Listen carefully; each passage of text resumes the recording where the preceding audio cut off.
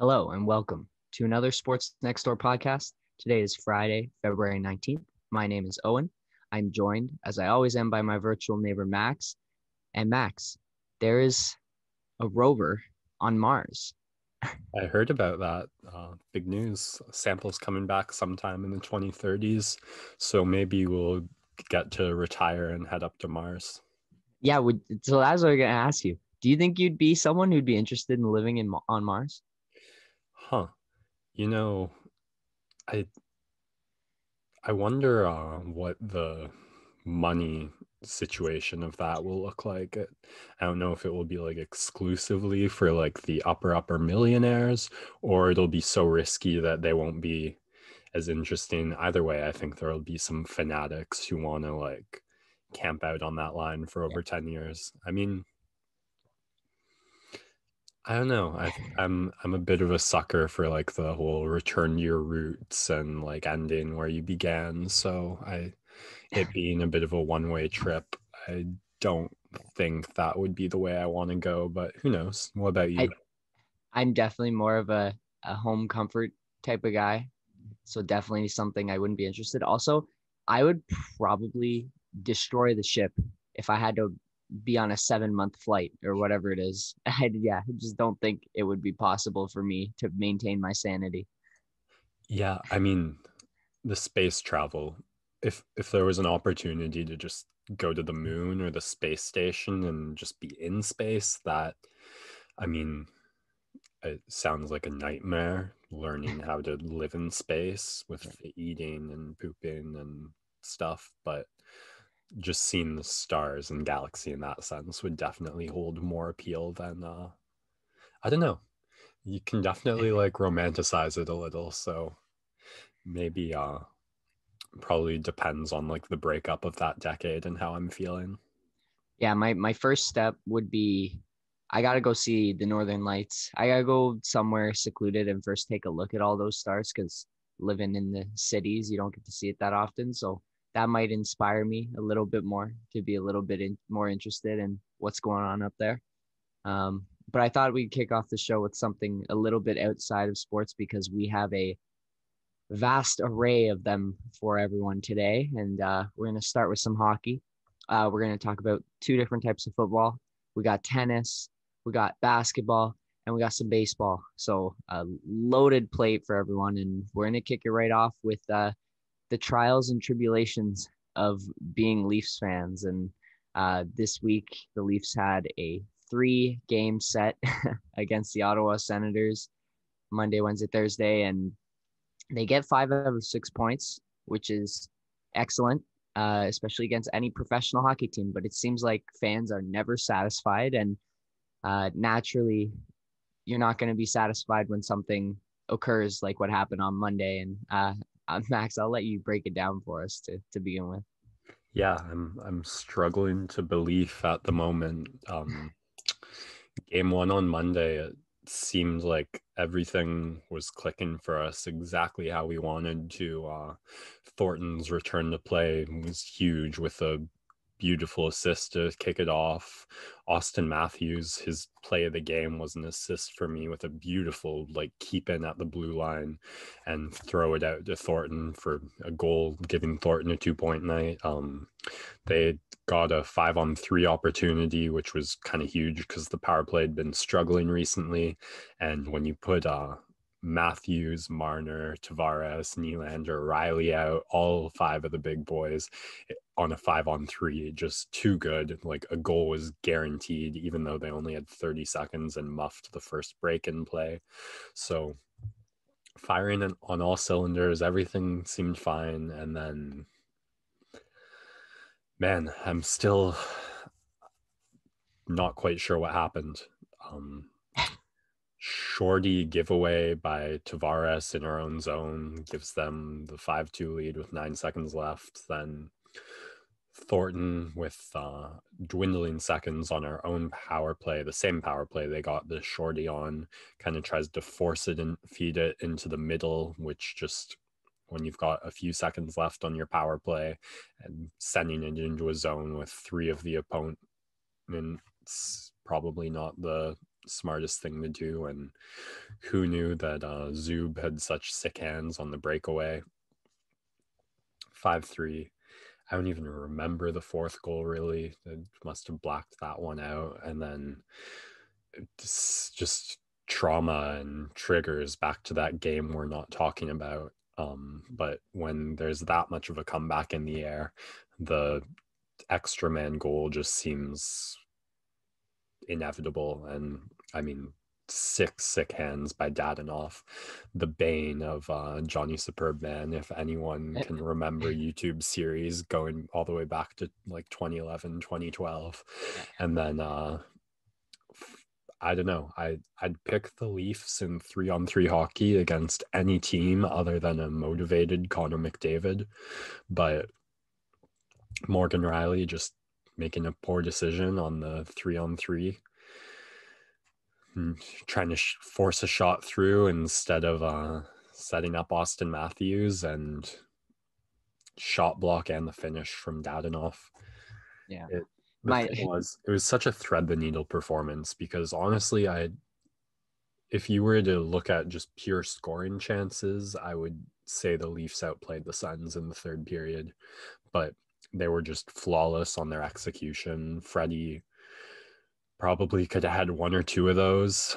0 for 2 on the breakaway isn't quite the look you're hoping for. There were a couple opportunities we had to finish and put it back more out of reach and couldn't quite finish, but just the Leafs, still the Leafs. I think Morgan Rielly is the only player left from that game we're not talking about, but the collapse, it goes beyond players, just a cursed franchise. Yeah, it was a roller coaster of emotions, right? We're both, you can see we have kind of a shared notes document, and typing out just us absolutely fawning over the great talent of the skaters we have, and then you see the turnaround of emotions as you move further down the notes section, and the pain that you go through as a team gives up yet another lead. Freddie had a tough one. He bounced back. Austin with the Kablama one-timer in the second game, which was pretty much from the spot he would have scored if Morgan had dished him the putt. So a little bit of more pain there for us to dwell on. And that first game, just so much sadness. Like, my housemates who are not hockey fans were just like, "Oh, how about that Leafs 5-1, eh?" Just your Ottawa Sens girlfriend must have had a pretty fun Tuesday. She's a bit of a casual Senators fan, but she asked me, "Why is like Daddy lighting up my timeline?" Because the Sens fans, they love Dadonov. They're obsessed with him. And it was definitely a painful one, to say the least. But the Leafs come back and give solid efforts in the second and third game. A couple bad moments, but overall dominated most of those 6 periods, especially game 3, there was just some filthy highlights in that game. I almost puked when Marner scored that goal where he undressed Mike Rielly and shelved it with about an inch of space to fit that puck in. An amazing backhand pass had Matt Murray on the opposite post, and Matthews just tucks it in.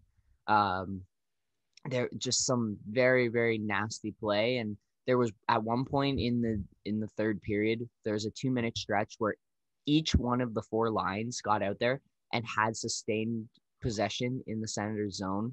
Like, they were just all buzzing at one point. And of course, as soon as 4 days later, you get those triggering flashbacks as the score's 5-1, the Sens make it 5-2. But we get some contribution from William Nylander, some contribution from Jonathan Tavares, who've been getting some flack on Twitter this week for a recent downswing in play, but they kind of get the monkey off their back there, and especially Nylander with that Steve Simmons article. I don't know if you saw that in the Toronto Sun, the some assembly required. The thing with Nylander is, like, you either love him or you hate him. And you can say that about a lot of players. My dad, of course, calls him a hair skater very frequently. And a lot of people question, it's tough when you see him do those flybys where he just throws the stick in and then turns around and completely goes the other way from where the puck's going. He refuses to use his body at all. But at the same time, he's still an incredibly productive player for his position and makes an average amount of money for his position and for what his role is.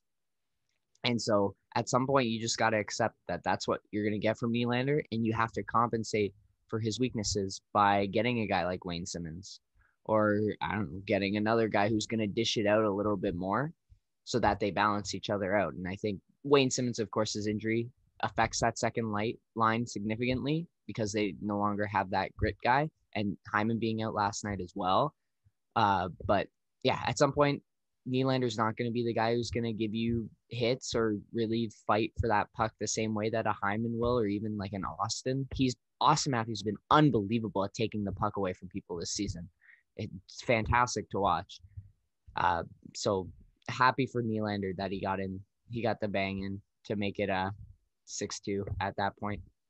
Yeah, I've been less frustrated with the second line than I think most of Leafs Nation, honestly, just because I feel so bad for them. They've gone through 7 or 8 players in that third position. Like, remember when the season started, it was Jimmy Vesey. Then they tried out Mikheyev for a hot second. It looked like Simmons was settling in, and then he's out for 4 to 6 weeks. So is it Hyman? They went with Kerfoot last night, which I thought was interesting because I really like Kerfoot as the third line center and don't think there's anyone on the roster who can fit that role better than him. But I did like what I saw from Kerfoot. I mean, ultimately, you want to get back to Simmons on that second line and then go for that third line checking that I love and can't talk about enough of the potential for. So I thought the second game in the series was probably overall a better night for that second line, just in terms of scoring chances generated, even though they didn't put up any points, and Tavares and Nylander both putting up points in this one.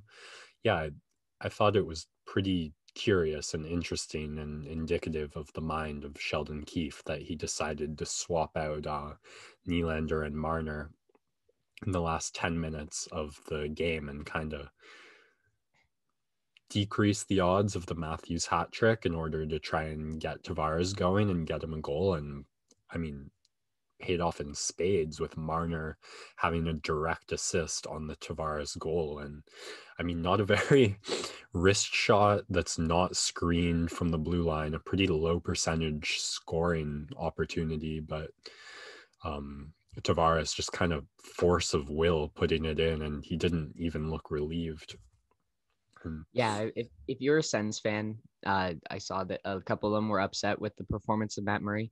He came in and replaced an injured Hoberg, and is a guy who's still struggling to find himself. The Sens gave him a big contract, and it's tough to see him underperforming. But if you're a Sens fan, you can't be complaining too much that you're losing games because you weren't expected to do well, and so you hoping to get that top pick in the draft so that you can continue to build this franchise up. And so if Matt Murray has a down year, but he's doing things the right way and working on the process, then you hope he can turn things around. It doesn't have to be this season. You'd like to see some progress, but it's not the worst thing in the world if he's playing poorly because you're not expected to be winning games. And so it's not the end of the world for them. Yeah, I thought he played all right. I mean, pretty tough to come in and just on a night you think you have off, especially when you're basically still returning from injury. Then in like late second, a lot of the third period, I thought he had a couple steals that like we could have been looking at an 8-9 goal game if he didn't elevate. But yeah, that last goal, you kind of got to have. Speaking of which, Hutchinson, with other than the Stützle goal, not too much to complain about. Yeah, he ended up having 37 shots against, which is a ton, but I think Ottawa was really throwing a lot of stuff on net in that last period. I think they had 16 shots in that third period, and which is what you want to do when the goalie's making his return to the NHL and hasn't played in like I think a year. I mean, that's if I'm the DJ Smith, that's exactly what I'm telling the Sens to do. Like, just throw everything at the net. You don't know what this guy is gonna give up. But yeah, I think the numbers were a bit padded. And the offense did enough, right? An early goal for Matthews allows him to settle in a little bit and play with the lead and just be himself, not trying to force too much. And having a big lead, especially, means he doesn't have to, like, I don't know, do anything crazy. He can stay in his net, stay composed, and he gave them enough. And he did it last year too, when he was a backup briefly. He came in and won a couple. Obviously, had some poor performances, but with Campbell out, that's as much as you could have expected from your backup goalie. Gives them a chance to win, and maybe lets in a poor one, but when you score 7, it's not too big of a deal. And so, yeah, all in all, after a very tumultuous week, we still pull out 5 out of 6 points, sit 8 points ahead of the Montreal Canadiens for first in the North Division, going into another really right back in Montreal on Saturday for another great matchup. And so this North Division is the gift that keeps on giving. Just really excited to watch that one when it comes up. Yeah, a true series of there and back again. They started off playing so well and then kind of collapsed, had to rebuild in the second game, go back to the defensive fundamentals, and then they got back to the Leafs that everyone's hoping to see, and this time closed out the third period. So if it was any other team, any other franchise, I'd be right peddling the stuff I usually do about building back better. You want to weather the adversity early so that you pay now so you don't have to pay later. I'm not so certain that this franchise isn't cursed and that we're not still going to have a first round exit no matter how well we play at times in the regular season. So time will tell. The last thing I talk about for this week for the Leafs is they do acquire Alex Galchenyuk before he ended up traveling to the States, to Carolina. Dude's been passed around a lot recently. I think we talked about him on Monday, right before the trade news came through. So, it was kind of bad timing on that move, but they get a guy where you take a flyer on him.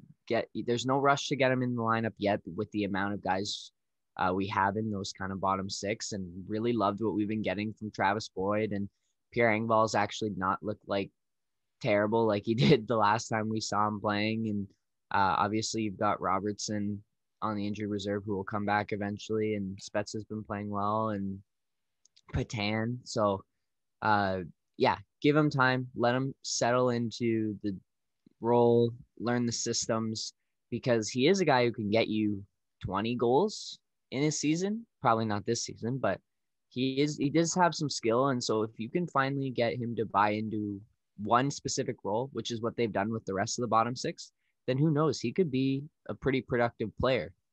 At this point, he's not going to be anything more than what he's been the last couple of years. And so you shouldn't expect him to have that great season he had early in his career. I think he had 31 goals or something. He's never going to be like that, but just another guy to keep as depth and possibly come in and give you a little bit extra skill in the bottom 6. So I don't mind the acquisition. We didn't give up too much. No, I think on one hand, it was just drop 2 contracts that we're not using. And so you have one less contract if you want some trade space. There was some interesting analysis I was hearing talking about, saying like this is a top 6 guy in terms of skill who can't commit defensively at that level. So on one hand, it's kind of nice insurance for like a Nylander injury or a Marner injury. Say if one of those guys go out, then you have like a more goal scoring option to slot into that top 6, where I think his strengths fit better than they do in the bottom 6, because I don't see him playing filling in like a checking defensive role very satisfactorily, where I do think he could have some goal scoring potential. But as is, I would take Willie Nylander over Alex Galchenyuk every day of the week. So the way injuries have been going, you never know, and nice to have insurance replacement option that fourth line especially, they're still shuffling around. So I'm sure he'll eventually get a look. And yeah, probably one of his last chances after going number 3 in the NHL draft, which is a bit of a sad story, but it's the way she goes. I don't think he'll get in the lineup on Saturday, but that would have been fun because he has played for the Canadiens in the past. A little bit of a revenge tour against Montreal and Ottawa, maybe in store later on in the season. But yeah, well, it's crazy how he kind of, I mean, he got traded for Max Domi, I think, in that like 1-for-1, and it didn't. That's when his stats with Montreal were pretty fine. I don't like he was averaging like 40-50 point seasons, and then as soon as he steps into Arizona, that's when the decline starts. So I don't know if that was just such a confidence shaker for him or quite what, just wasn't able to buy into the Arizona system. And yeah, again, I think similar to a Nylander, at a point in your career, you settle on what you are as a player. And he, I guess, was performing a little bit above his pay grade in Montreal and has now settled into this type of player that he is and needs to, and has been a guy who's been accustomed to being a top player, but now he needs to find and buy into a new role. And hopefully that's what he can do. And looking forward to seeing what he gives. Again, a guy that the Leafs don't have to commit to. So if he is underperforming, you just put him back on the taxi squad and hopefully bury his contract. I don't know if many teams would pick him up on waivers. I'm sure he probably would be, but yeah, just another bargain bin pickup to add to the list of guys, and maybe he'll give you pop at some point in the season. No downside, really. no. Yeah, we await. Okay, go ahead. Yeah. I don't know. I think we're gonna wrap this segment. We've beaten the dead horse on the Leafs, and I'm sure anyone who's a hockey fan is probably tired of listening to us blather on about them, but we must because they mean so much to us, and we have so much emotional investment that it can't not be discussed. So we'll end our hockey segment and take a quick break and come back for plenty of other sports on deck. Oh, and you're kind of greedy. You expanding your football fan cave tent to capture 2 sports. Take it away. Yes, definitely. We will start with the world's version of football and what we call soccer here in North America, as we had the return of the UEFA Champions League. And it's an immensely popular sport that doesn't necessarily trickle into our social circles, but I was watching it this week and we got to see the fall of one of the giants in the world of European football, as FC Barcelona is showing that they're not what they once were, full of a lot of old guys, and they need some new youth and some talent switches because they fall 4-1 to Paris Saint-Germain in the first leg of their round of 16 or quarterfinal matchup in the Champions League. Messi scores an early penalty, but from there it was all PSG. Kylian Mbappe stamping his name as kind of the heir to the throne of the next great offensive player in the world of football, as he scores a hat trick and just had some fantastic moments for Barca. Like they lost 8-2 last year to Bayern Munich, and now this disappointing result as well. So it just not looking good for them. We had some news like a year ago that Messi was wanting out, and because the contract is pretty lock solid with their control over him and not having to transfer him anywhere. I don't know if he's going to be moving anywhere anytime soon, but Barcelona needs to make some changes because that team looks past their prime, and it's kind of sad to see because it was such a powerful era of football. Messi at the top of his game with Neymar and Suarez. That team was pretty tough to beat, and they had a lot of success. And now the new age of football is upon us, and kids like Mbappe are making their name known. All good things. Yep, change is good. Another big game Juventus and Porto. Juventus gives up a goal within the first 2 minutes of each half. And besides that, dominated most of the game. But again, if you fall asleep for 2 minutes in football, it can be the death of you because goals are much harder to come by in this sport. And they drop the first leg. I fall asleep in the first 2 minutes of football all the time. I'm not sure what you mean. And they lose to Porto in a tough result. Luckily, they still have a second leg to come back and catch up, but a very disappointing result for a lot of fans and a lot of people saying that Juventus doesn't bring it in the Champions League as they do in Serie A or some of the other competitions that they play in. So if they want to change that narrative, they got to get going in the next matchup. Last game I want to talk about, I was watching, my friend, actually, my housemate is a Dortmund fan, so we were watching their game, and there was a pretty controversial non-penalty call late in that game as a guy got pulled down on a cross, and I think they ended up making the right call to not go to the penalty, but it was kind of my first, it had been a while since I'd watched soccer, and the VAR technology that they use now, it feels very similar to kind of offsides in hockey, where they can go back and review things and make calls now after the fact. It's something that I was never used to. And now that this replay system is coming to soccer as well, like they can call offsides and penalties and bring things back after you've played for another minute because they don't stop and wait for the review, only on goals. So it's just very interesting thing. And it'll be weird if we see it in the World Cup next November because it's something that I'm not used to. It's in all the North American sports, but I'm wondering how people are feeling about it outside of our countries. Right. Yeah, that would be, I guess, the first experience for a lot of fans with it. Yeah. So we've finished up. We've got some more UEFA's Champions League action up on deck next week, but I won't get to wrap that until next Friday because games start on Tuesday. But I will move along into the other football, and that is the American football, the GridIron football here in Canada and the United States, as we get our first kind of big quarterback on the move.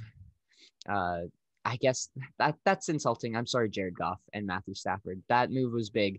We got our next quarterback on the move, and that is the Eagles dealing Carson Wentz to the Indianapolis Colts for a third rounder and a conditional second round pick in 2022, which actually converts to a first round pick if Wentz plays 70% of the snaps or up into 100%, and if the Colts make the playoffs. So a little bit of insurance there from the Colts just to make sure that he's healthy and that they're having some team success. So as little as a second, as much as a first round pick, they got to give up in addition to that third. And it signals a changing of eras for Philadelphia. He was an all-pro back in 2017, and since then has not looked like himself. Injuries, of course, have played a part. Wide receiver corps has not been great, and so they've realized that he's not their quarterback of the future, which is a steep price to pay. I think they're paying the largest dead cap hit in NFL history for moving on from him, and they're going to stick with Jalen Hurts, you would imagine, but I don't know if that is who they're going to settle on. But Carson Wentz is gone. I think they do the right thing by not succumbing to the sunk cost fallacy and just move on from him early rather than continuing to pay him all that money for years that he's not going to play for them. So they just have to suck up one bad year of cap hell and then they're in the clear. And so he moves to Indianapolis where he reunites with his former offensive coordinator, now head coach Frank Reich, who was the guy who helped him have his success in his all-pro season. So hopefully he can have a little bit of an improvement, return to, I don't think he'll ever be as good as he was a couple of years ago due to the injuries and due to just, I'm sure, some of the mental stuff that he's had to endure for the struggles and playing in Philadelphia. It's a tough fan base to play for. They expect a lot and rightfully so, but it's a new opportunity. It's probably his second last opportunity in the NFL to really find himself. And the Colts, out of any team in the league, it's one of the best situations to go because they have a fantastic offensive line. They've got a young and solid wide receiver corps and a solid defense. So he just needs to go in there and play at an average quarterback level, and they can make the playoffs for sure. So good luck to Carson Wentz. I think it's a fine trade on both sides. Eagles had to move off a quarterback. Colts needed a new quarterback and are not drafting that high in the draft. So it's risky to draft a quarterback here. So they move and make the trade, and hopefully Frank Reich can get the most out of Carson, and we'll see how it happens moving forward into the season. But that's a brief little football fan cave from me. We'll take a quick break, and Max will lead us through some tennis action that we saw in the last week. And we're back. We've had a great elimination bracket of ATP and WTA tennis. And Max, you're going to break down some of the highlight matches we've seen this week at the Australian Open. Yeah, nothing left but the finals for what's been a very entertaining Australian Open, despite all the hell and high water they've had to go through to make it happen. I think it's been worthwhile. The finals coming up this weekend, both matches at 3:30 a.m. Eastern Standard Time, which I'm going to have some decisions to make. We'll see. But yeah, it's been great upset tennis with just all the highs and lows on both sides. In the men's side, we've got Djokovic versus Medvedev for the finals. I haven't followed the Medvedev side of the bracket too closely, other than seeing the highlights on I'm not even going to try and pronounce that Greek name, but Stefano Tsitsipas. There you go. The upset over Nadal. Djokovic, in his last two, his most recently ending Katsarov's crazy dark horse run, which doing it in straight sets, which I think is Djokovic's first victory in straight sets for a while in this tournament, and making the rest of the men's league scratch their heads and go, why was that so hard for us? But so I didn't know this, but this is Katsarov's first Grand Slam tournament. Yeah, no, and he made it to the semis. It's incredible. And then if you're Djokovic, the men's, you have to beat him not in the semis because he's undefeated in semi. I think he's 14-0 in semifinals. Yeah. I think at the Australian Open or something, he's just when he gets to the semis, he doesn't lose. You got to beat him in the finals or before that. I don't think he's ever lost an Australian Open finals either. So we're either one step closer to history with Djokovic closing in on the 20 mark, or we're going to see his first upset at the finals. But Djokovic, he hasn't looked excellent all tournament. He's had his drops. Men's tennis is just so competitive at the highest level. It's almost impossible to have pure dominance all the way through, but I saw a great matchup, or the fourth set against Zverev, where Djokovic took him out, and similar to the Fritz just match, two guys absolutely locked in, and Djokovic just showing the poise that comes after being at the top of the highest level for so long. He went down 3-0 and just had to lock in. He served, he broke, he served again, tied it up at 3-3. And from that moment on, Zverev played the best tennis he could, I thought. His serve was probably even deadlier than Djokovic's, just being at the prime of his athleticism. But Djokovic stayed in it with his own serve. They went to the tie break, and Novak just so patient, staying in it with his points, weathering the younger, more athletic player, and eventually finding a way to break and just putting it away after he did that. It was real neck and neck, back and forth. You really saw the server's advantage play out before your eyes in that fourth set. And Novak just best in the world for a reason. So this finals matchup, I'm kind of a little more confident about being able to catch, as the UFC will go probably to like 1 a.m. So maybe I just lock in for 2 hours doing something and flip it on. Although if this goes to 4 sets, which most of Novak's matches have, and I expect to go against this because Medvedev also looking fantastic, but should be an excellent finals to crown the tournament. On the women's side of things, we're going to have Naomi Osaka versus Jennifer Brady for the finals, which Naomi Osaka coming off the probably marquee matchup of the women's side thus far in the tournament against Serena Williams. And I did get to catch the entire match for that one, and it was pretty entertaining. I mean, 6-4, 6-3, I think, in the end. So pretty dominant score cards, but there were some back and forths and momentum swings. Osaka started off really shaky, going down 0-2. You saw it in her serve. Just she kept fumbling the toss and having to reset, and just even her voice apologizing on the serves. But she locked in on that third game in the set and found her footing, and then she started getting full leverage behind the ball. And once she did, she was just dictating pretty much every rally that happened.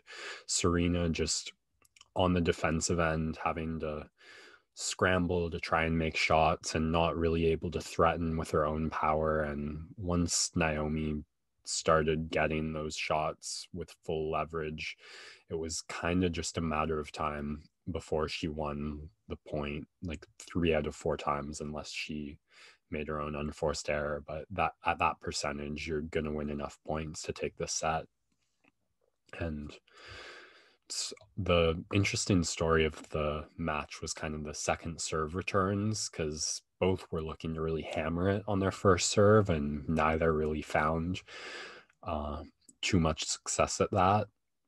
And the second serve being probably the softest shot that was coming in rallies, both really tried to capitalize on it.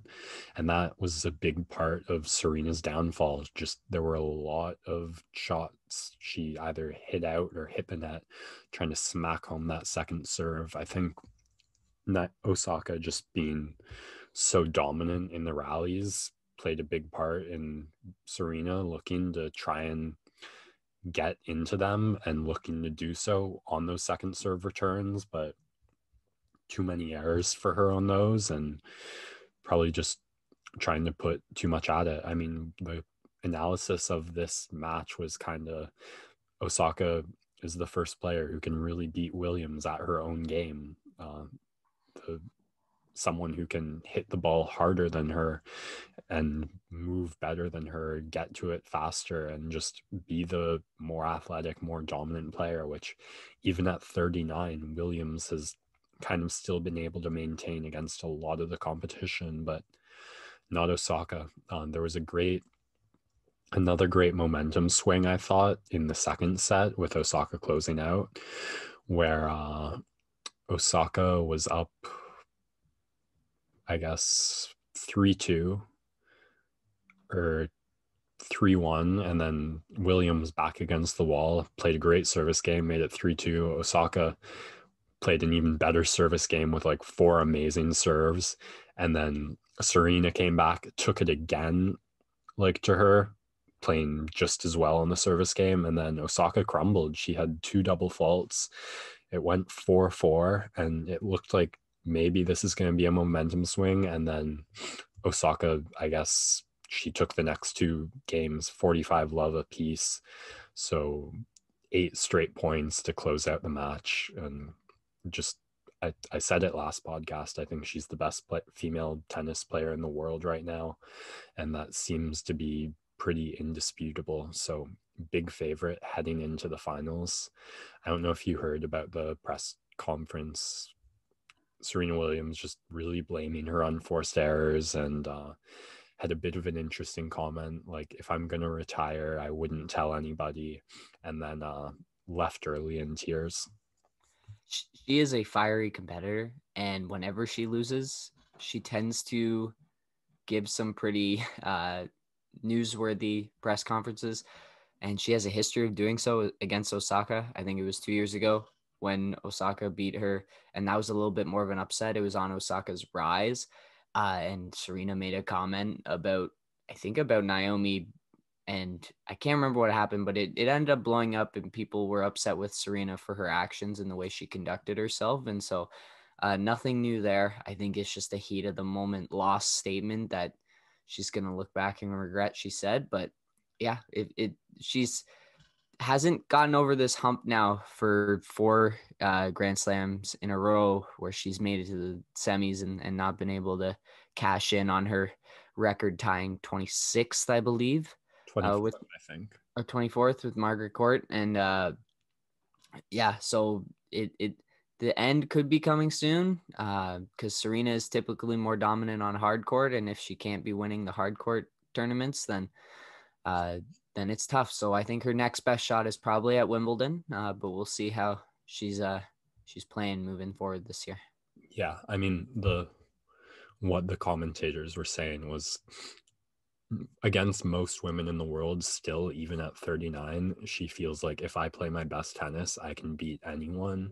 But that might not be that's probably not true against Osaka at this point. If Serena plays her best and Naomi plays her best, the match is going to go to Osaka. So I mean, nerves, that's been the other fantastic part watching Osaka's rise. The personality is starting to emerge and the confidence that's starting to emerge.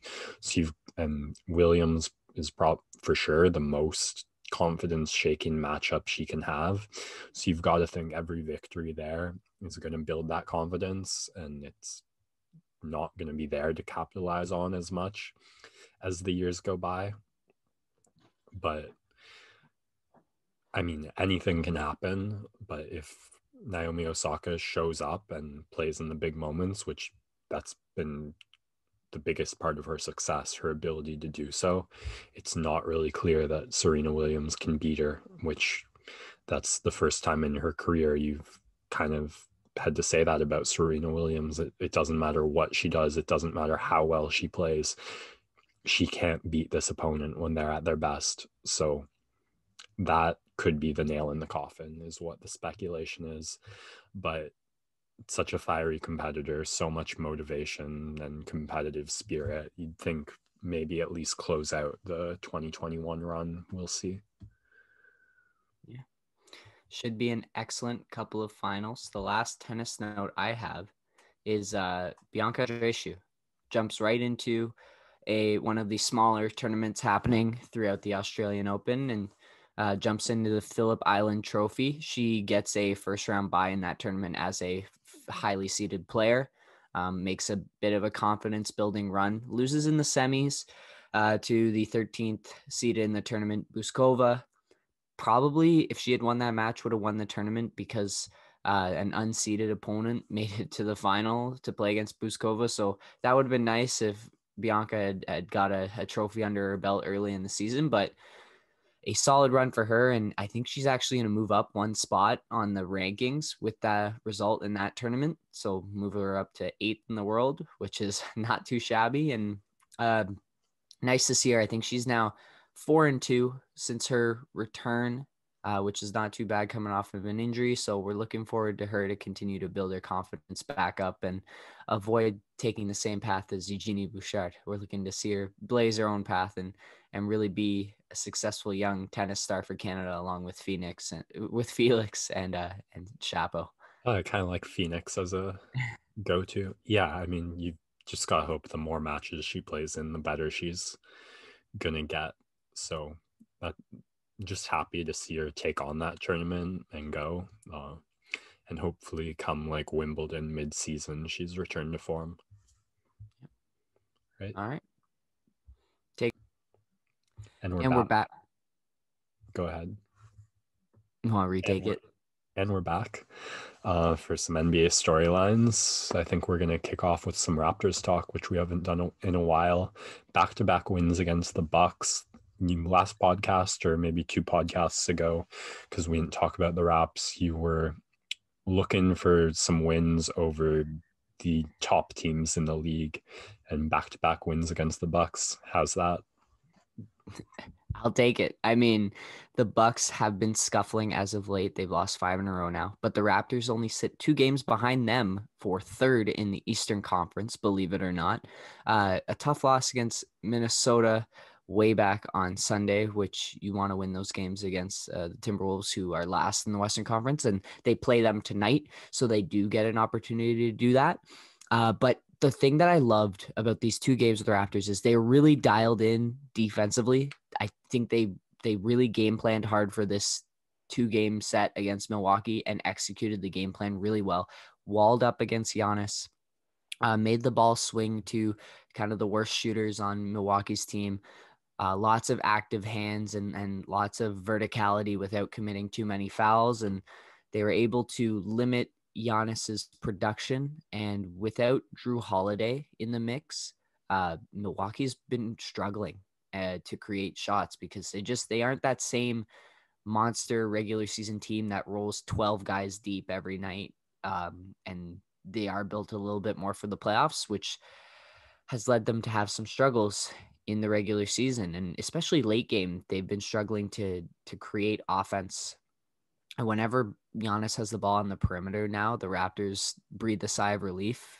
Whenever Giannis has it in post, it becomes crazy time, but that's okay because Pascal Siakam, OG's back, Fred VanVleet have really stepped up this week. Pascal got a ISO possession in the post against Giannis last night, and I went, oh my God, what are they doing? He can never score against Giannis. And he takes 2 dribbles, shifts back into facing away from the basket, and then attacks on his right hand and gets the and one layup past Giannis. And he's yelling, flexing. He's hyped. I think that's a huge basket for him. OG Anunoby had a 2-minute stretch in the fourth quarter where he had a reverse layup in traffic, then had a cut on a Pascal backdoor feed for a reverse jam, and then had a back-to-back post possessions against Middleton where he backed him down and got a layup, and then backed him down and found Bembry on a backdoor cut with a no-look pass. I retweeted it. It was just wonderful to see from OG, and the evolution continues. I think in his injury, I don't know what he was working on, but he's looked really, really fresh in some of his decision-making and some of his skill stuff heading towards the rim. So we'll take it because he's been great. And Nick Nurse experimenting with different lineups. At one point, there was Matt Thomas, Bembry, Siakam, Baines, and Boucher on the floor. So 2 bigs and like 2 kind of bench rotation guys, and then Siakam. And that unit actually played well. And I think Baines actually matches up well against the Bucks for some reason, especially coming off the bench to go up against like a Bobby Portis. And of course, Boucher has just been consistently solid for them off the bench. And Nick Nurse goes small late with Pascal at the 5 because you're not too scared of Brook Lopez beating you in the paint anymore because of how much his game has changed to become a perimeter oriented player. And yeah, the Raptors continue to give effort. They lose Lowry in the second game and continue to fight.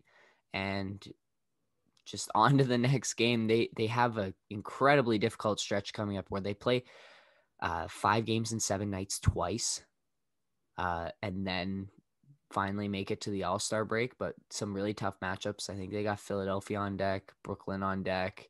I think they're Miami once. So some tough games ahead, a tough stretch. But this is a season-defining stretch for the Raptors if they're hoping to be a playoff team and like a frisky playoff team where they actually may want to make it past the first round, because I think the East is open. It depends on what sort of moves these top teams. I think it's Brooklyn and Philly at this point look to be the 2 most real contenders. And it depends on how those teams coalesce together for a playoff run. But if nothing changes, then the Raptors, I think, could have a decent shot of at least making some noise. And such a different tune from where we were at the start of the season when they were 2-8. Yeah, I mean, that's kind of always been this team's identity. They can beat the best teams in the league and lose to the worst teams in the league, which pretty just on display in a museum this week after that last stretch. But it's certainly coming together more and more as the season goes on. And I don't think they've had any games postponed to COVID yet, knock on wood. So if that can continue, then hopefully they'll get some rest at some point in the season as the league looks to make up a lot of the games it's missed out on. And I'll continue to beat the drum of, if this team gives effort, they can win every night. And the Raptors are a team that I think actually will steal some regular season wins over some other teams because they give that effort every night. And that's how you get wins in the regular season, because some nights teams just will take a night off or something like that because there's so many games in the season. And the Raptors managed to get some of those tough wins on nights when other teams might just take their foot off the gas. Another guy who's had to put his foot on the gas so far this season is Damien Lillard, as he's lost McCollum, lost Nurkic. Where have you heard that before? Oh, yeah, it's basically been the last 2 seasons where he's had to operate without his 2 or 3 next best players on his team, yet he continues to carry the Blazers. I think they're 17-10 on the season, and yeah, just way outperforming expectations with the injuries that they've had. He took over the fourth against the Pelicans, as he does, had 43 and 16 assists against the Pelicans on Wednesday night. And just shout out to Damian Lillard. I don't believe he was named an all-star starter, but he'll definitely be in there on the reserves. Which kind of brings me into the next bit of news. The NBA All-Star starters were announced. Again, it's 50% fan voting, 25% media, and 25% players, coaches, players. players. I think it's players. The anti-John Scott protocol. Yeah, and I think there's no real surprises. We had our discussion about Kyrie Irving, about how maybe with the number of games and the attitude, he doesn't get in. But 50% fan voting is going to hurt Kyrie. And I think the player votes as well. I don't think the media necessarily voted for him, but the players know, okay, even if he hasn't played all 28 games, this is the best guy, or this is one of the top guys. He has to be there. And so I'm sure he got votes from the players. And then, of course, the overwhelming fan vote. I think he was first or second in fan voting for guards. So Kyrie he gets in there. Yeah. Really? You for think the guards? Yeah. You know that, or you think that? I'm pretty sure. I can check that right now. I feel like he's one of the more disliked players around the league, and I have a hard time imagining that he would carry the fan voting. Okay, I'm gonna pull it up. Apparently Anthony Davis got the most votes, but wasn't named a starter. Yeah, I mean, I don't really care for the fan voting portion of it. If you want the all-star designation to mean anything, I guess it's the league trying to drum up fan involvement. I'm really curious if Kyrie Irving actually carried the fan votes, because that totally flips everything I think about him. Let's try it. Yeah, Kyrie Irving, second in fan voting at 2.8 million total votes. Bradley Beal first with 3.4. What do I know? Beal, Irving, Harden, Levine were the top 4. Yeah. I guess New York. He's even as for casual fans, because of the style of game that he has, it just resonates. People love the handle and the Uncle Drew. Yeah, that's such a big part of what it is. And he actually also received the second most player votes. Bradley Beal had 161, Kyrie with 100, and next was James Harden with 58. So people really love Kyrie, I guess. He is a vice president of the Players Association. So even with some of his actions, I think he's got a lot of players on his side. Oh, yeah.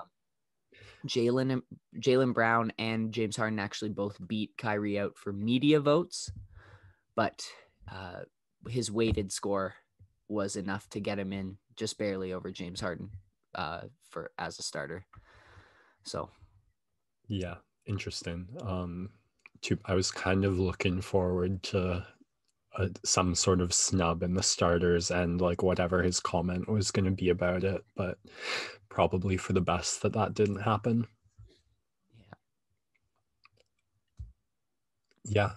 It'll be a little more interesting down the list. The starters probably, I mean, you had your 8 locks in each division, and no surprise, the 5 starters coming from each of those 8 locks, who, if the remaining 3 of those locks are in fact locks, and who the other 4 will be the more interesting part of the All-Star selection, which it does seem to be confirmed to be happening, unfortunately. I do want to say my boy Fred VanVleet finished 7th in player voting. So good for him. I don't know who. Drew Holiday beat him out and Ben Simmons beat him out. But yeah, proud of my boy Fred. He finishes 9th, tied for 9th. He didn't get a single vote from the media. Come on, where are my Toronto writers at? Why aren't they supporting our boy? All right. Wow. Sorry, I'm just looking at the results here. Yeah. It's interesting. It's interesting to see how people think. But no real snubs in the starters. We'll see what happens with the reserves. I think coaches will make some decisions that might rub fans the wrong way, but they're gonna pick guys who they think contribute to winning the most. And so might actually see a Trae Young snub here coming up, which would be interesting. Yeah. Sad there's never going to be a John Scott, but oh well. Yeah. The All-Star game will continue. We've got the skills competition and 3-point contest happening before the game. So they're going to have even more players in that little bubble in Atlanta. And then you've got the dunk contest at halftime, which will be interesting. It's going to be an event, and it's something that needs to be done for the NBA because they need the money. I don't know how much money the All-Star game generates, but obviously enough that they have to do it.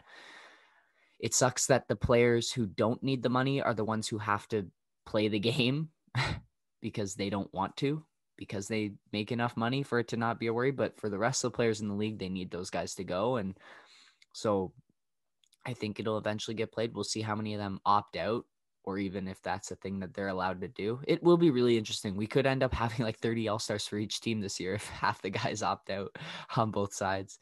Yeah, it is interesting where the league pushes back. Like super team formation, nah, that's fine. Trying to skip out on this game, that means absolutely nothing, but like we plaster sponsors all over. Get in line, buds. Continuous theme, money talks. All right. That is it for the NBA storylines. I thought about doing some more kind of scout stuff, but I'll probably save this for pods where we have a little bit less to talk about, especially maybe during the All-Star break. That might be the time for me to really dig deep into some of these guys. Jalen Green's been on a bit of a nice streak. G League Ignite has now lost 2 of their last 2, 5-2, I think now in the Gubble. So good to see them facing some adversity, see how they respond. And might have some more Cade Cunningham content coming up for you guys in a couple weeks' time. But we will take one last break and come back for some big baseball news. And we're back. I, watching the hockey game, got an eye-popping, jaw-dropping headline that I can't really understand. So explain to me how this 22-year-old just got paid 14 years at $340 million. Yeah, so a league redefining deal for Fernando Tatis Jr. And this kid is, I would say, feels a little bit like McDavid-ish. If I were to give a comparison of a player coming into the league, feels a little bit Zion-ish in terms of it's this new age of player where he is completely against a lot of the unwritten rules of baseball. He's a bat flipper. He wears his emotions on his sleeve. He plays fantastic on both sides of the ball. And this kid is the future of baseball. He's a face that they need in order to liven their league up and get more attention from the younger consumer demographic. Because like hockey and baseball, a lot of these guys are pretty dry. which is fine. They go about their business. They're professionals. But in order to attract fans, you need guys with personalities. And that's what the NBA has done so well. That's what the NFL is starting to do so well. And MLB, NHL, they need to follow in the footsteps of those two top leagues, right? So with baseball, this kid is the future. And traditionally, in baseball especially, you enter the league, you get drafted, or you get signed out of wherever, like Vladdy got signed out of Venezuela. But you get signed and you are not eligible for free agency for 8 seasons because guys spend so long in the minors. Like you have a guy spend 5 seasons playing all his way up through AAA and then finally makes it to the show. And so guys go 7 years, then they're eligible for arbitration, then they make a little bit more, and then they finally hit free agency by the time they're like 29, 30. And that's what we saw with George Springer, right? He finally got his big deal. This move is league redefining because most teams in the MLB play around with guys' contracts so they don't have to pay them until way down the road. But San Diego is going, you are the face of our franchise. You are the star. We are going to pay you now, and we'll have you locked up forever.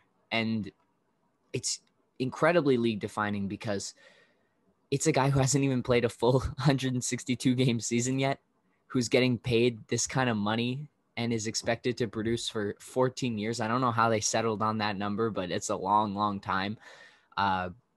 He's a stud and he's going to be great, but it is a little bit early to put that much money into him. But what it does is it may force other teams. It actually might hurt the Blue Jays, who are trying to keep their young guys under these smaller contracts for quite a while. And as their competitive window is about to open, and now teams are saying, well, look, in the NBA and the NHL, you play 3 to 4 seasons on your rookie deal, and then you're eligible for free agency to get that max money right away, which is what happens for a lot of these guys because the development timeline is a little bit quicker. And now in baseball, if you want to get young kids playing baseball and you want to get kids interested in playing baseball, you got to pay these younger guys earlier because it shows that there is a revenue window for them to earn that big money with the likes of NBA, with the likes of football, and they're losing out on participation in baseball because kids are looking and there's no fun kind of stud stars to look up to. And there's no young guys making a ton of money. Instead, they're stuck playing their way up through the minors, making, I don't know, like obviously it's a ton of money compared to the average earner, but compared to some of the bigger numbers in other sports, it's not enough. And so San Diego making the investment early, rewarding a guy for his potential, and we'll see if it pays off. They've got another big contract in the team in Machado, and San Diego, their new owner's just pumping money into the team. It's going to be an excellent season to watch them and the Dodgers go at it for however many games they play. It's going to be a fantastic battle of two juggernauts. They're probably the top two favorites, and they're in the same division. So it's a crazy move that's going to change the way guys get paid in the MLB. You would hope. I'm always on the side of guys getting paid what they're worth because they bring in so much money for these huge leagues, and owners who are billionaires who don't care about their little play thing that they have on the side as a franchise, and these kids who work up for their dream and they want to get paid. And so happy for Tatis. It changes a lot of the way we see baseball, and hopefully it gets more kids in the baseball. I would say this big contract, Tatis, his annual cap hit, I think 24.3, that would put him 47th in the NBA in highest salary. I forget where that sits him. I think it's around Drew Holiday range, which is just bizarre to think about because he's one of the league's best stars and he's still kind of in the average money level of an average star in basketball. So just shows the differences there. But yeah, big takeaways there. And gonna be interesting to see how this changes the way people pay their young players moving forward. Yeah, I don't I was thinking about it with the NHL when you referenced that, how we've kind of seen the bridge contract fade away and not be as much of a thing, which I don't know. I mean, McDavid, Matthews, Laine, certainly, I guess Laine hasn't gotten his yet, but certainly when you come out and start playing as like a first, second line contributor, there's a solid argument to be made. You should be paid like one, but that kind of 2-year, $4 or $5 million cap hit contract coming out of your first rookie contract seems to be a thing of the past, which was just kind of a decision on how do we pay guys who are still developing their game and we don't know how good they're going to be, but we don't want to take a risk on locking them up at their full value. I mean, you look, Crosby and Ovechkin got paid right out the gate, that kind of money. So maybe it's more the same there. But so would you say Tatis Jr. is at a level where he's already playing near that kind of cap hit, or it's a gamble on him reaching it in the future? Well, based on his this last 2020 season, I would say he's earned that level of pay. But the problem is there's not a big enough sample size to know if he's going to reproduce this. They are betting that he's actually going to get better. But at such a young age, you never know if this is it. Maybe he's a flash in the pan. I don't think that's what's going to happen.